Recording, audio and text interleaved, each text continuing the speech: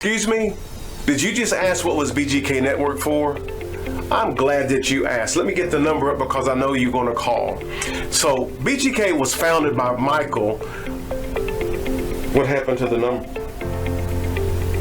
The number's at the top of the screen now. But anyway, get the number. As I was saying, BGK Network was founded by... It's at the bottom of the screen. Really? Really? Okay. I'm sorry for calling you Michael. Apostle, just put me back where I can talk. Just put me back, please. Wow, some people are so sensitive, right? But seriously, what you just saw was a sample of what Apostle Michael Dulaney and Evangelist Tiffany can do through virtual ministry with BGK Network. They founded BGK to help people like you and myself to put the gospel out around the world. It's a great opportunity. I do encourage you to call the number. It's more affordable than you think. Give them a call. I did.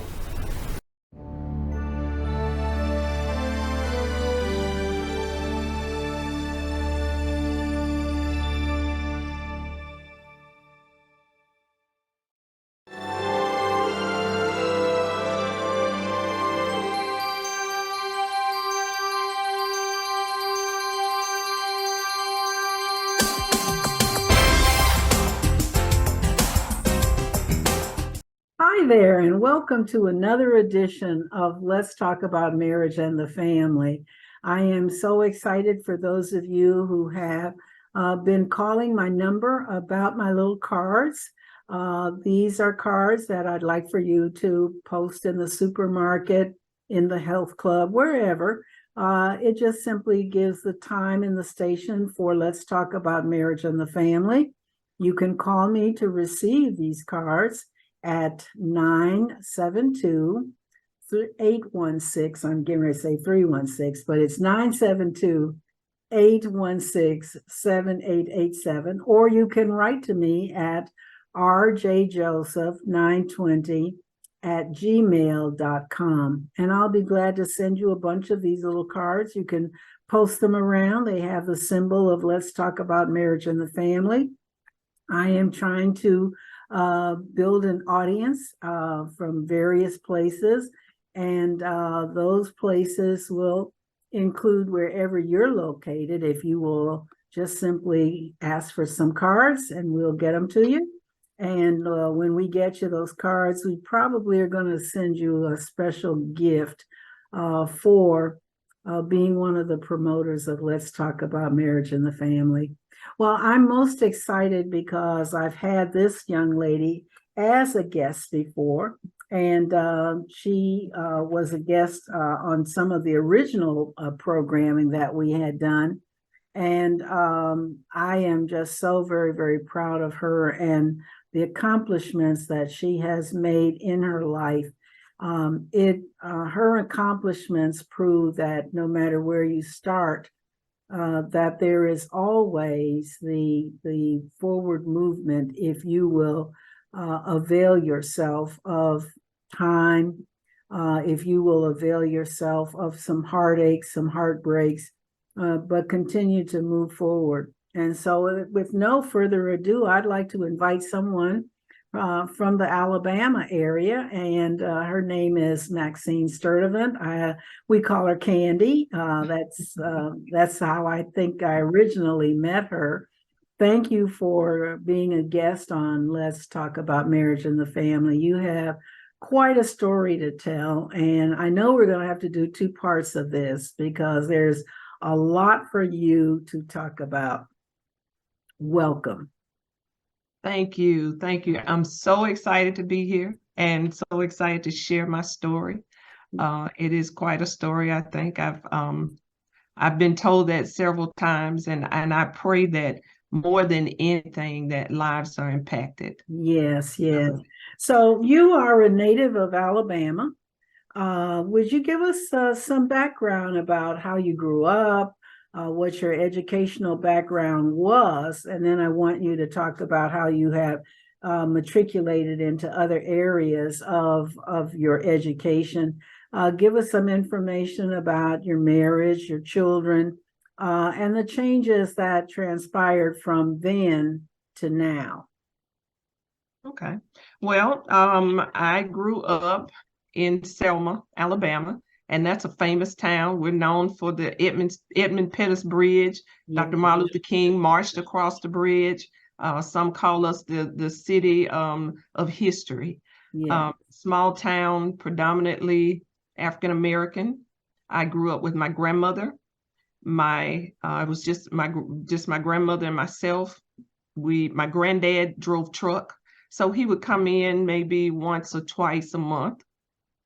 And for the most part, I grew up poor, just like most of us didn't know I was poor, but just close with my grandmother. I was her baby, and she was very protective of me. All right. My schooling was just an elementary school that was right down the street. And I just went through elementary on to high school. I was a student that didn't care much for school. I was about one level away from being in special education. Okay. I had maybe a 1.25 GPA going once I graduated high school. But I studied numerology. I studied world religions. I studied astrology and anything I could get my hands on. I just found no interest in school. Okay, no interest in school. No. So you grew up there, and grandmother was a major influence in your life. Is she still alive? No, she died in 2012. All right, okay. Yeah. And so from grandma's house, did you marry? Did you get married and leave from grandma and then go to your marital home? I did. Okay. I did. I graduated high school, and at the age of 17, I graduated high school. At the age of 18, I was pregnant. By 19, maybe right into early 20s, I got married. Okay. And I married someone that was friend enough, loved him enough. It was I can remember the night before I decided to get married, and we didn't have a big wedding. We just got married at the courthouse. And I remember my close friend at the time. She said, "Are you sure you want to do this?" And I was so naive and just ignorant. I said, "I mean, if I don't want to be married, I'll just get a divorce." That's how I thought about marriage. That's what I thought about family. Okay. Because I didn't have a picture of a healthy relationship. Okay. And on my questionnaire that I always make available to couples that are going to get married when I do pre-marriage counseling, and then couples that are married that are having some marital problems, the very first question there is describe your marriage pictures. What do you know? What have you seen about marriage? And of course, living with grandma and granddad being an over-the-road driver, he was not in the home that much of the time because he was making a living and gone probably 10, 12 days out of every 10 or 12 days, and then home for a few days and back out on the road because that's how he could make money. So Exactly. you didn't have those marriage pictures. And it can create the biggest of problems because when you don't have a picture of what you're entering into, it can become devastating when the reality of it sets in. Yes. So I think I met you. You were married when I met you, and you were the church secretary at one of the churches where I had come to Selma, Alabama, with some other people, Exactly. a couple of bishops, and we were there for about a week, and then I came back another time. And we kind of developed a bond, and you started to open up to me and share with me some of the things that were going on in the marriage. Now, you had 2 children, 3 children, 4. 4 children. Okay. Yes. 2, 3, Yes. 4. I'll eventually get there. In that order. Yes. Yeah, yeah. And so you had the 4 children, and marriage is abusive at some point. Yeah. And when I look back on it, honestly, I think it was abuse on both sides, because Mhm. I don't know if he had a healthy picture of marriage. I know I didn't. I had no idea. No more than watching television. Yeah. At that time, it was the Cosby Show, and the Huxtables were the ideal marriage. So, that's what I just thought. You get married and it happens. Yes, It yes, just happens. yes, I had no idea about the work that I had to do, the sacrifices that I had to make. So yeah, I think there were levels of abuse on both ends. yes, yes. And we find that, and don't get me wrong, for my viewing audience, many times we find that abuse, when there aren't those healthy marriage pictures, are on both sides. We don't have a level of communication. We don't understand the give and the take. We don't many times know what our character strengths are, or our weaknesses, because we all have strengths and weaknesses. And then we're married to someone, they don't know their strengths or weaknesses. They don't have a level of communication. And so what we end up doing is abusing each other. Now, I want to clarify that in many relationships where we have domestic violence, we also have the issue that a person, a man or a woman, because I have counseled men who have been in relationships, married, where they were the victims of abuse, and physical abuse, not necessarily from the female, from their bride or their wife, but really sometimes from their bride's brothers, who may be living in the home, or their wife's sons, who may be living in the home. So I've been on both sides of the marital abuse situation. And you made a decision that it wasn't getting any better, and you made a Yes. decision to leave with your 4 children. So I know that must have been devastating to the people in your community, your family, and people in your community, when you said, "Okay, I'm going to leave." Do you remember any of that, and how people reacted to you or toward you? What were some of the conversations that were going on with friends or with relatives? Yes. And now I just want to go back to that word abuse. And it's just abnormal use of something. You're not using it the way and in this case, the way God intended it to be. So yes, when we separated, that there was a shock, because of course no one knows what goes on in a relationship but the people that are actually in the relationship. Yes. And things can look perfect from the outside. Um, of course, I was the church secretary, deaconess is a deacon, so we were serving, but neither one of us really understood the dynamics and what God really expected or expects out of a loving relationship, out of a marriage. So Okay. yeah, that was a shock. And I'll say my grandmother especially was, because she was of the mindset that if a man pays the bills, then that's it. That's enough. And she just, I believe to her dying day, she was like, you need to go back. Yes, You yes, just need to go yes. back, because that was safety for her. Yes, exactly. And a lot of, unfortunately, a lot of my generation, more so than your generation, people stayed.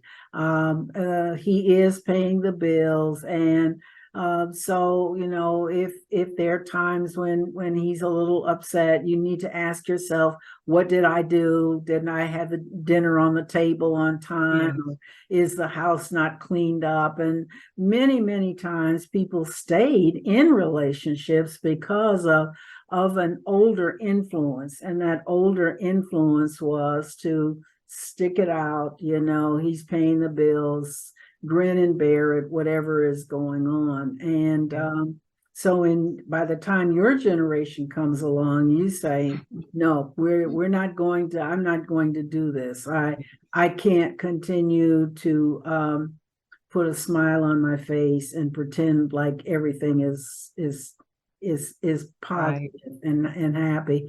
What effect did your separation have on your children, do you think? Well, just just the type of person that my ex-husband still is, because we still talk. Mhm. He's a great provider Okay.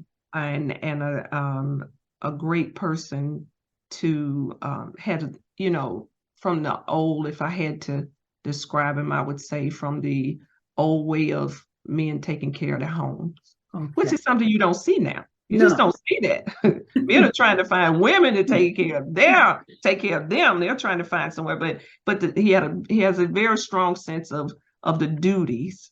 And then I want, just for the audience, because when you talk about abnormal use, it's not always that physical.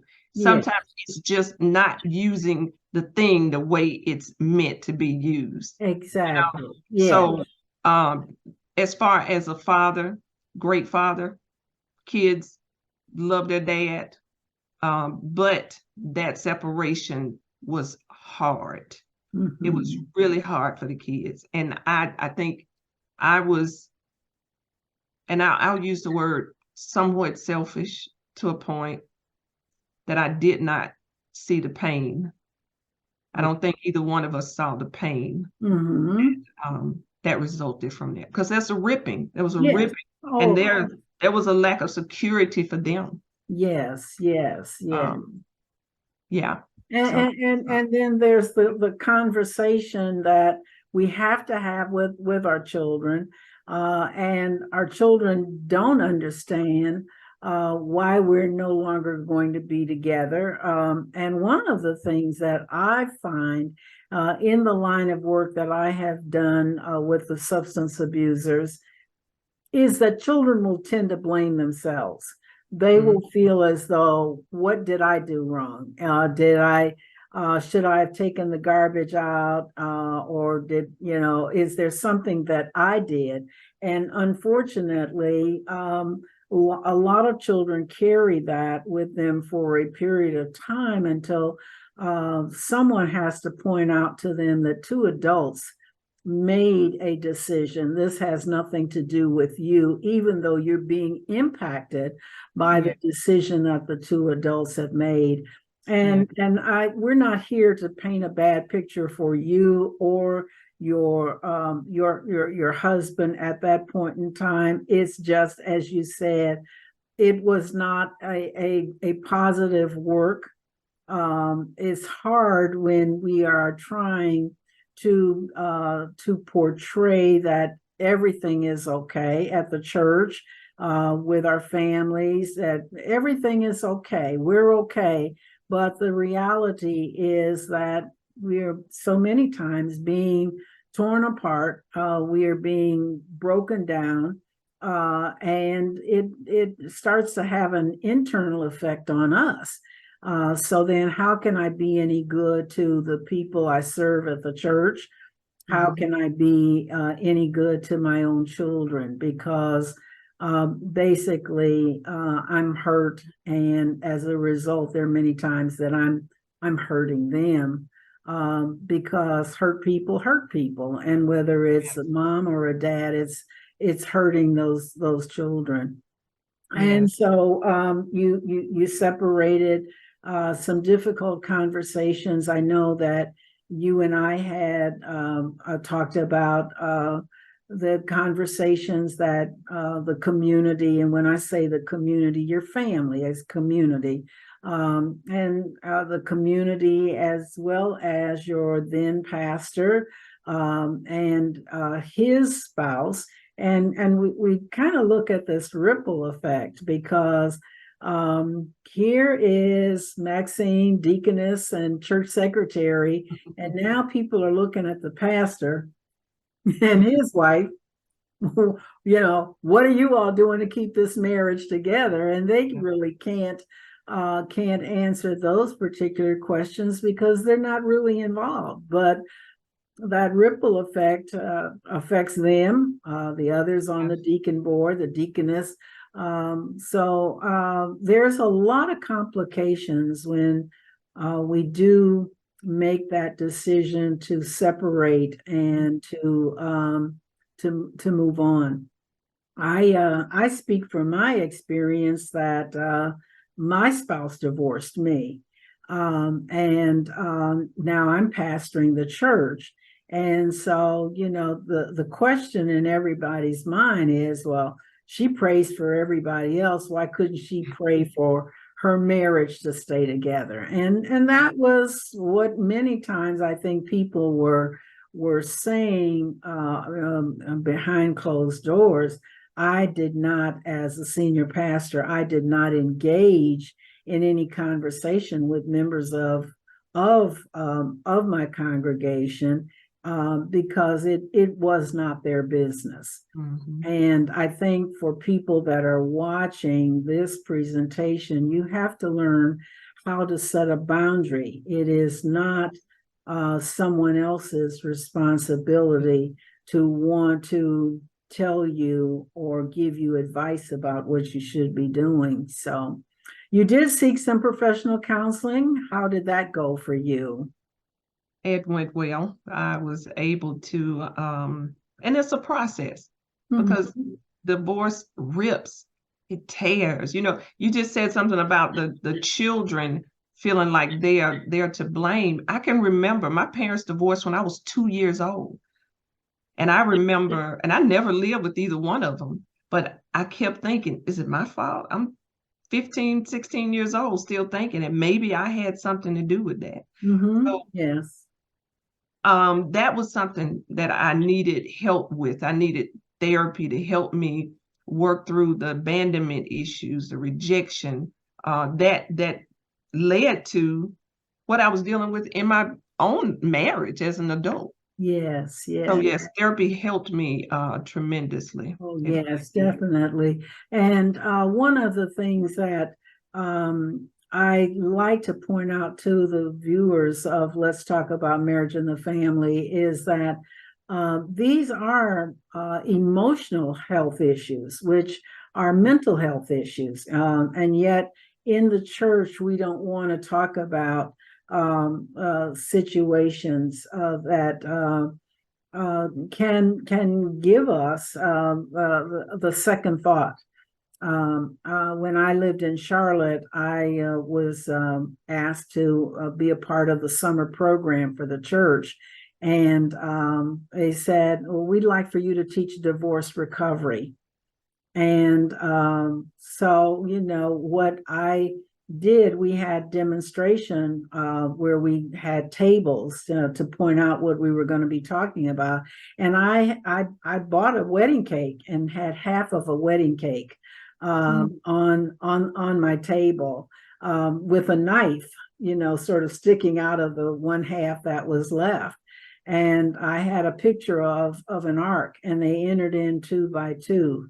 Now I'm divorced. How do I enter in? If Moses is bringing Moses, I'm sorry, if Noah is bringing them in 2 by 2, yes, I don't have the other part. And so am I excluded? And in so much of our church history, people are excluded when they're divorced. It was amazing in the divorce recovery group that I only had maybe 6 people, and the rest of the people wanted to take Samba classes, and they wanted to do other things rather than, and I know that there were a lot of people in those other classes that were dealing with divorce and separation, but they did not want to be a part of a recovery, of a divorce recovery, because it was just easier for them not to engage in that type of conversation. So Yeah. it's difficult, as you said. It's a ripping away. So let's kind of fast forward because our time is moving. So now you're separated. You're dealing with therapy. You're pulling your family together. You made a big decision to do something awesome, and that was to return to school. Back to school. I did. I did. Yeah. Yeah. And I remember in one of our conversations, you stated how in awe you were of the world and people you were meeting, and you, as you were matriculating through your educational process. I remember you called me and you go, I just can't believe I'm meeting all of these people, and they're from everywhere. And you were just so excited about the food you were eating, and tell us how that felt. So I started back to school at the age of, well, let me go back. And when I graduated high school, I entered into college. I only stayed for about 3 months. Wasn't for me. I got married, started having babies. At 29, I decided to go back to school. Okay. I started taking classes off and on. But when my divorce was actually final, I think I was 40. That was my first time living on my own. Okay. And I really got serious about my schooling. I moved into education, and you're absolutely right. I was just remembering, I was so excited because it was like intellect, that I was just so drawn to intellect, and seeing people who were so passionate about what they were doing. If I met someone that was a psychologist, I mean, they loved being a psychologist. It was beyond just having a job. This was a part of their lives. Yeah. And I was just hooked. I got my first degree, an associate degree, and I remember when I went to a 4-year university, there were only 4 of us. I mean, there were only about 12 of us. So, of course, the graduation is associate degree, bachelor's, master's, and then the doctorates are in the back. So we're at the front. We have gray robes on. Everyone else has on black. And I decided I'm just going to get this associate degree and then I'm done. Well, and at the graduation, I looked back over my shoulder and saw a sea of hats and tassels. And I thought, okay, I'm going to do it one more time. So I did. I got my bachelor's, and then I went for my master's, and then I started on my doctorate. I ended up getting my EDS, but that doctorate is still floating around, and it's not off of the table. Oh. But my journey from just a frail little scared girl to where I am now is just amazing. Yeah. And now here I am, a teacher of teachers. I Mm-hmm. work with other adult learners to help them have a sense of confidence to come back to school and make decisions for their destiny. So it's exciting. It's been an exciting journey. It's been an exciting journey. So when we come back, because our time is ending for this presentation, when we come back, I want to talk about some very painful aspects of your life, your own health challenge. And then the most painful aspect of any mother's life is the death of her child. So you will come back. We will have more conversation. I know that the viewers of Let's Talk About Marriage and the Family, you all have enjoyed Maxine's open, candid conversation about where her life started and what actually happened in her life. Please give me a phone call. That number is 972-816-7887. You can get a little card. I'll send you some cards to post around. But I'd like for you to give me a phone call in response to Maxine's talking about the issues of her life, what has actually gone on with her. I think it's been challenging, and I think that you too may have a story that you would like to share with someone. My email address is rjjoseph920@gmail.com.